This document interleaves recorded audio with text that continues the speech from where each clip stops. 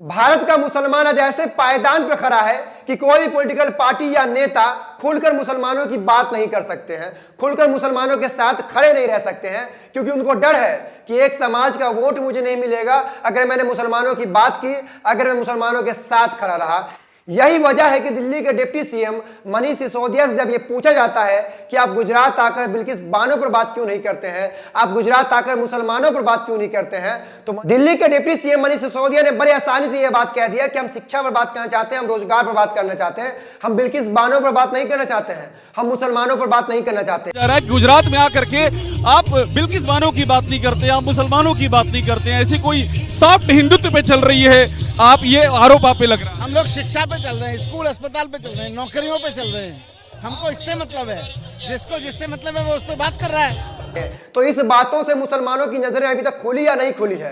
आपकी बात करने वाला कौन सा पॉलिटिकल पार्टी भारत में है बताइए, और आपकी बात करने वाला कौन सा लीडर है? लगातार लोग आम आदमी पार्टी को सेकुलर पार्टी समझ रहे थे, लेकिन अगर यह कहा जाए कि आम आदमी पार्टी आरएसएस का छोटा रिचार्ज है तो यह कहना कहीं से भी गलत नहीं होगा, क्योंकि जिस तरह से मनीष सिसोदिया का बयान आया है और जिस तरह से अरविंद केजरीवाल चुप्पी साधे हुए हैं बिल्किस बानो के मामले में, इससे तो बात साफ है कि कहीं ना कहीं आम आदमी पार्टी जो है सॉफ्ट हिंदुत्व का कार्ड खेल रही है और कहीं ना कहीं आरएसएस के विचारधाराओं को आगे बढ़ा रही है। दोस्तों, अब बताइए ना कि एक गर्भवती महिला के साथ 11 लोग बलात्कार करते हैं, उसके 3 साल के मासूम बच्चे के सर को कुचलकर मार देते हैं, और वैसे हत्यारों को, वैसे बलात्कारियों को मोदी सरकार अच्छे व्यवहार का बताकर छोड़ देती है। और इस मामले पर जब देश ही नहीं विदेश भी बात कर रहा है, तो ऐसे में दिल्ली के मुख्यमंत्री और उनके नेता खामोश है, मुंह पर चुप्पी साधे हुए हैं। और ये चुप्पी लगातार उस समय पर देखा जाता है जिस समय पर सामने मुसलमान हो,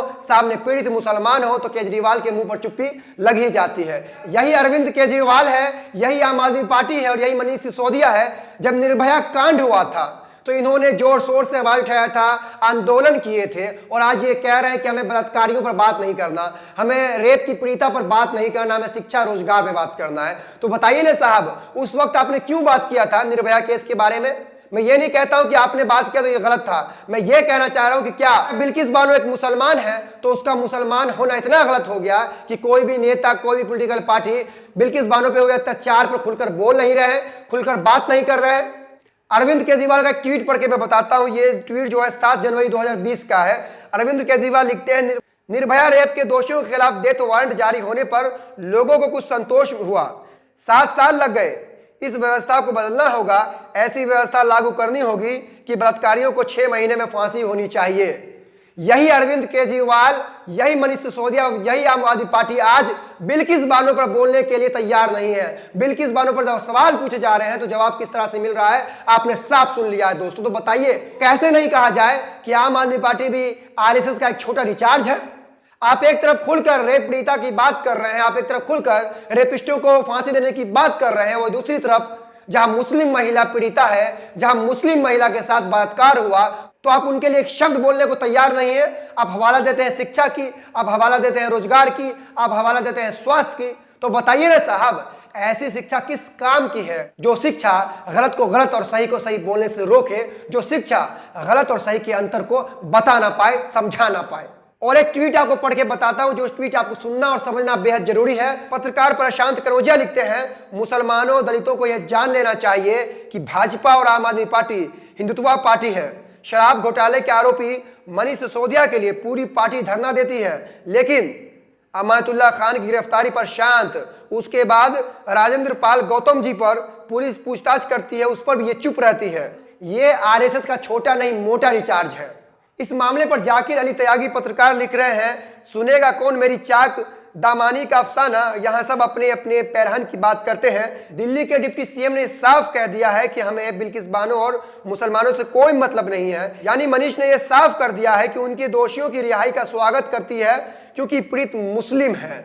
समझिए, सामने अगर मुसलमान हो तो कितना मुश्किल हो जाता है इन नेताओं को अपनी जुबान से एक शब्द निकालना, कितना मुश्किल हो जाता है किसी संगठन को धरना प्रदर्शन करना, आंदोलन करना।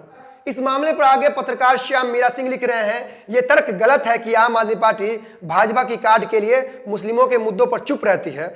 आप पार्टी दरअसल बहुसंख्यक को संदेश देना चाहती है कि वो मूलतः पढ़ी लिखी भाजपा ही है।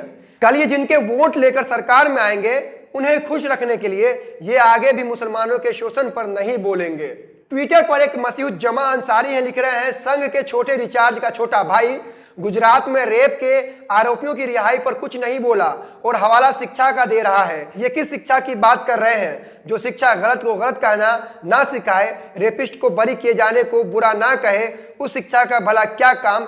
ऐसे तो आपकी शिक्षा पर ही सवाल खड़े होते हैं कि वाकई कि जो शिक्षा सही को सही बोलने से, गलत को गलत बोलने से रोके, ऐसी शिक्षा किस काम की है?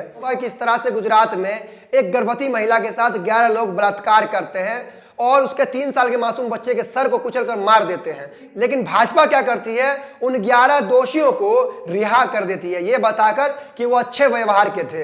वो कितने अच्छे व्यवहार के थे मैं आपको बताता हूं। बिल्किस बानो के मामले में एक दोषी का नाम मितेश चमन लाल साल 2020 में पेरोल पर बाहर आया था और बाहर आते इसका कारनामा देख लीजिए। ये अच्छे व्यवहार का इंसान है, बीजेपी ने इसे अच्छा व्यवहार का बताकर छोड़ दिया है। सुनिए, मितेश जब बाहर आया तो उसने एक दूसरी महिला का यौन उत्पीड़न कर दिया।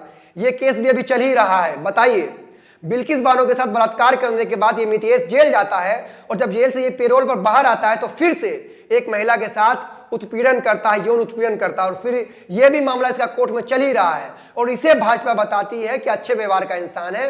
और भाजपा का मतलब नरेंद्र मोदी की सरकार ने गृह मंत्रालय से पत्र जारी हुआ इनकी अर्जी के लिए कि 11 लोग जो हैं अच्छे व्यवहार के, इसे छोड़ दिया जाए, तब जाकर इनकी जो है रिहाई हुई है। समझिए जरा, जिस भाजपा का ये नारा है कि बेटी बचाओ बेटी पढ़ाओ, वो भाजपा किस तरह से एक बेटी के बलात्कारियों को अच्छे व्यवहार का बताकर रिहा कर देती है। और इस मामले पर देश की बड़ी बड़ी पॉलिटिकल पार्टियां, देश के बड़े बड़े लीडर्स चुप्पी साधे रहते हैं, क्योंकि सामने पीड़िता मुसलमान है, क्योंकि बिल्किस बानो एक मुसलमान है।